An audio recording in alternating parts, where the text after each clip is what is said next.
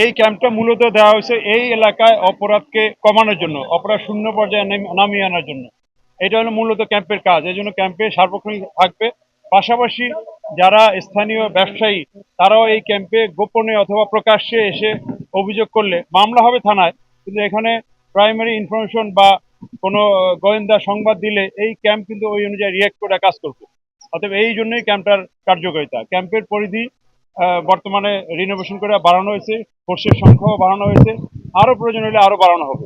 এই একটা হইলো আমাদের যে আছে ওই যে কি বলে টিপ অফ দ্য আইসবার্গ, অর্থাৎ এইটা হইলো আমাদের সিম্বল, প্রতীক। এর পিছনে আমাদের বলা যায় যে পুরো ডিএমপি আছে, ডিএমপি ডিবি, তারপরে ক্রাইম ডিভিশন, পুলিশ কাইন্সের ফোর্স, ইভেন সিডিটিসিরও কাজে আমরা এখানে গোপনে কি বলে অন্তর্ভুক্ত করছি এবং অন্যান্য সংস্থাও কাজ করতেছি।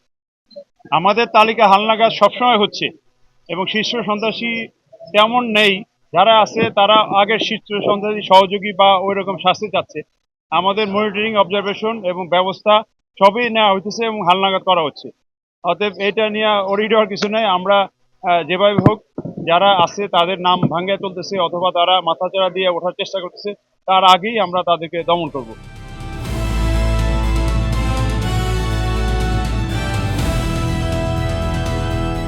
দিনাজপুর টিভি, মানুষের জীবনের কথা বলে।